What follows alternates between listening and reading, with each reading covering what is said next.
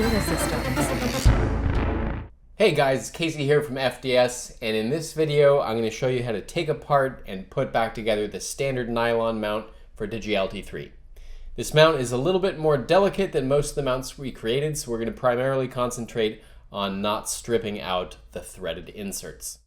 Now we've included this 1.5 millimeter Allen wrench with the altimeter, but you've lost it. You can try any 1.5 millimeter hex bit as well. It's admittedly a bit simpler to assemble with a screwdriver like this, but also much easier to over tighten or strip out the threaded inserts that way as well. So let's first just go ahead and take it apart by removing all 6 screws.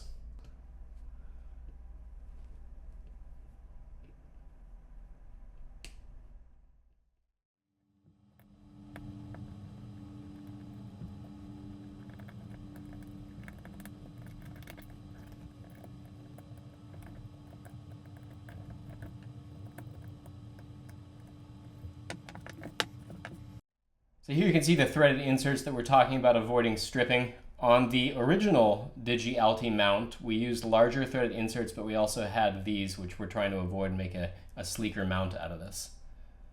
Okay, basically to assemble, we're going to pop the altimeter into the nylon holder, making sure we're lining up the USB port accordingly.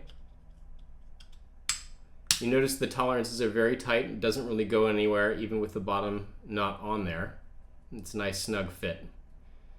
Then we're going to face the altimeter down and put the velcro strap fuzzy side down over like this, lining up the top of the altimeter with this line right here.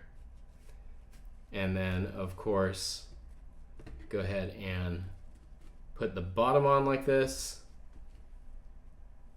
And we're going to start with corners. And basically you can see, if I bring this up here, that there is a significant gap right here. And what we're going to want to do is close that gap like that. So we're going to tighten the screws till we close the gap like that and feel just a little bit of resistance. Let's start with that upper corner.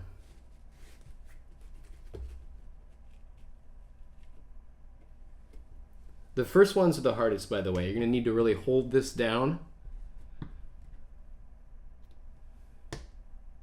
And then getting it started is the hardest part, but once it gets started, you can see we're good. So I can see that gap's closed, and I'm going to give it a little bit more until I feel a little resistance. That's it. Just barely feel any resistance there. Now I'm going to go to the opposite corner, and this is going to make the whole thing easier, and do the same thing. So I'm pressing down here, and now we're going to go ahead and we're going to tighten this one down. Holding it down makes it easier. Looking at that gap, and I can see that I've closed the gap. I feel a little resistance going a little further, just beyond the level.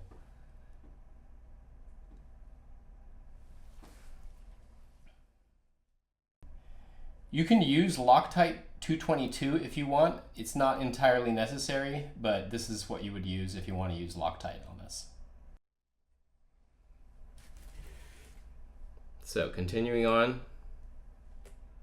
to the next corner, pushing it down, closing the gap, and just barely tightening beyond that final corner, and then of course these last ones. Those ones actually go in a little quicker because the bottom plate is already pretty significantly held down at this point. It's a little easier now. And these screws will sit just about flush with the surface, but not quite actually. So tighten it down. And we're good. Remember, just barely tighten beyond where you feel resistance, and that's actually it.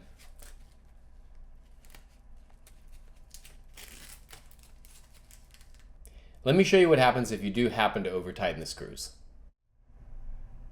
See how it pulled up like that?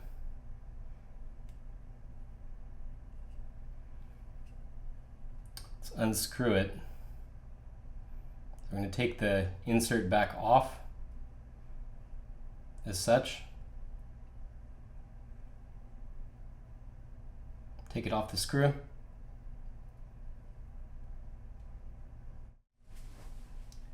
Then you could actually take it over to a flat surface like this. Take a lighter, heat it up. Insert it back in there. Make sure this side is on top.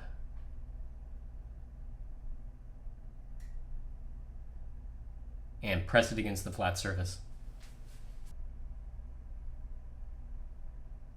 And that pretty much wraps up this video. Let us know if you have any questions. There are spare parts for DigiAlti 3 available in the store at freefalldatasystems.com. Take care and stay safe up there. Freefall Data Systems.